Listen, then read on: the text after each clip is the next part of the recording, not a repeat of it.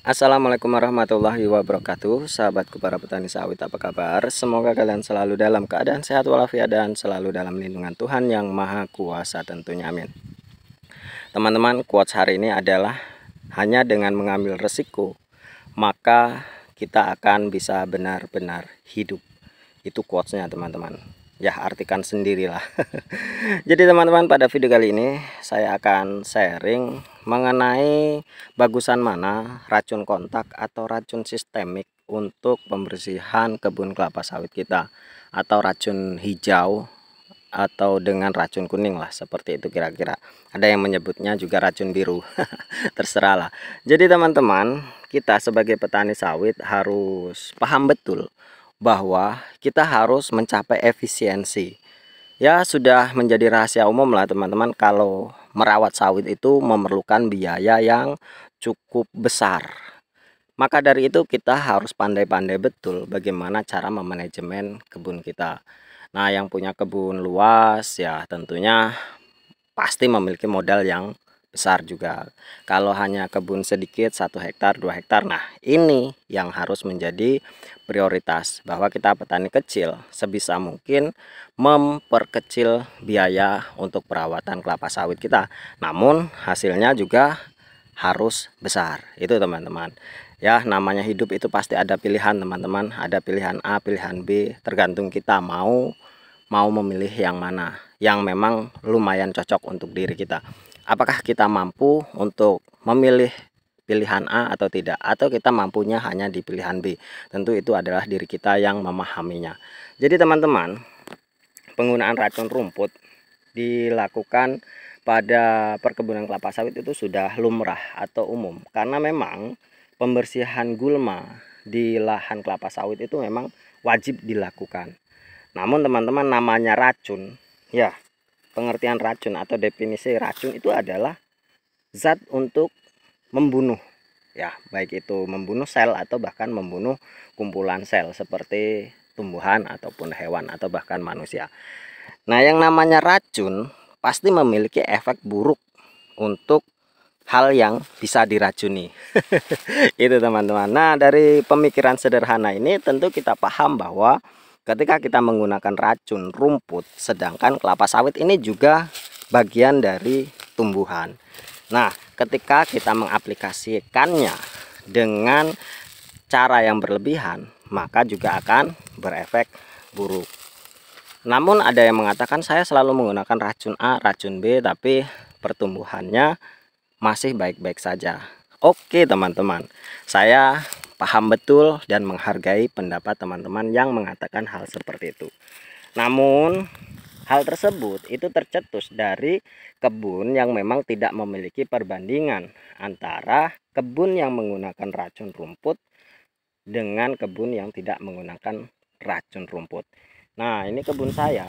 Di sana bisa teman-teman lihat. Itu glowing teman-teman, itu baru disemprot lagi.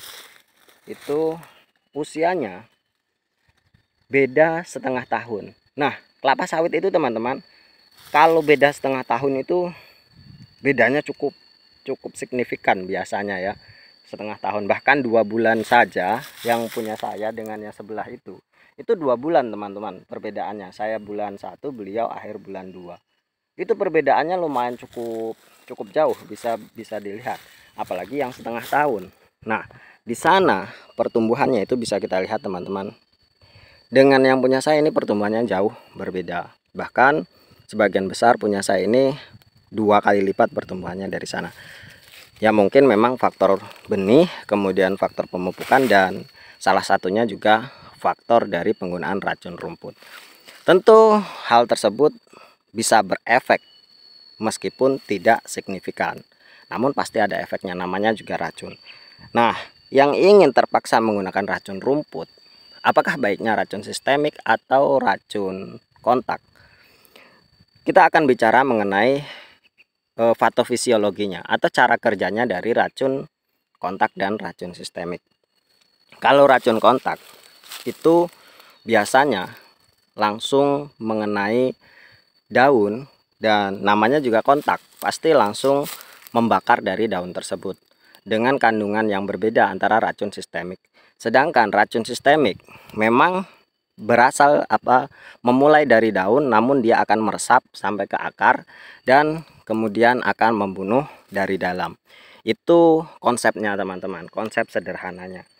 Namun kelemahan dari keduanya adalah yang pertama racun kontak itu akan cepat mudah tumbuh lagi, sedangkan racun kuning akan lebih lambat tumbuhnya, namun matinya juga akan lebih lambat.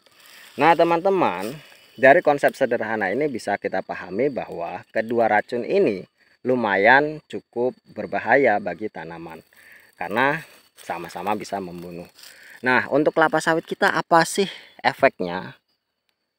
Yang pertama teman-teman, kalau kita menggunakan racun hijau, ketika racun itu mengenai atau kontak langsung dengan batang atau daun kelapa sawit, maka daunnya akan gosong. Itu pasti terjadi. Sedangkan untuk racun sistemik jangan disepelekan juga.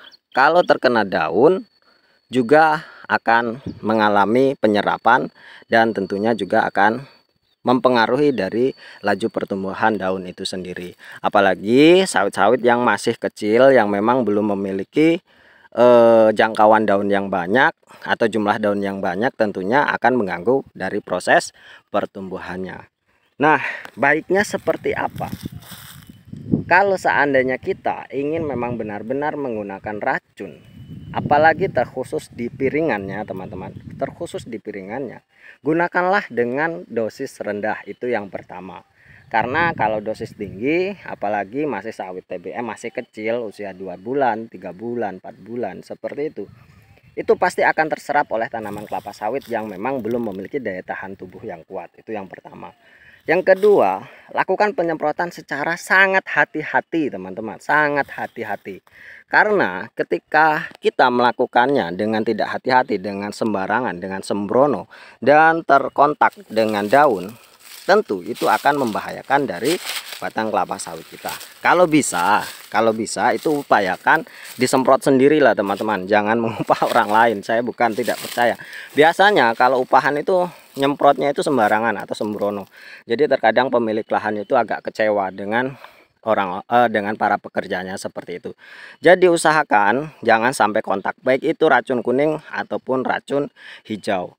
Nah, kalau saya pribadi teman-teman, saya pribadi sebenarnya menghindari dari penggunaan racun rumput. Jadi saya tebas seperti ini karena kebun saya tidak begitu luas, hanya 1,5 hektar. Jadi saya tebas sendiri teman-teman. Ini 2 minggu ya saya tebas ini baru selesai ya, 10 harian lah seperti itu.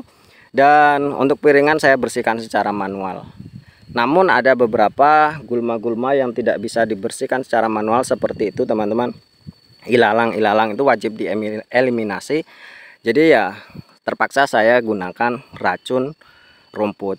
Karena gulma-gulma seperti ini juga sangat membantu, yang pertama untuk kelembaban tanah, kedua untuk habitat dari vektor-vektor yang memang membantu penyerbukan dan perkembangan kelapa sawit. Itu teman-teman. Jadi mau racun rumput hijau, mau racun rumput kuning, atau sistemik ataupun kontak, semuanya sebenarnya tidak baik diaplikasikan untuk khusus daerah piringan kelapa sawit, karena pasti akan ada efek buruknya, namanya juga racun. Namun ketika kita ingin menggunakannya, lakukanlah secara hati-hati, jangan sampai terkena dari daun kelapa sawit atau bahkan batang kelapa sawit kita. Itu teman-teman. Jadi semuanya, dua-duanya ya kalau bisa dihindari, ya lebih baik ditebas seperti ini saja. Itu teman-teman, itu pendapat saya. Mungkin hanya ini, semoga bermanfaat. Terima kasih atas perhatiannya. Wassalamualaikum warahmatullahi wabarakatuh.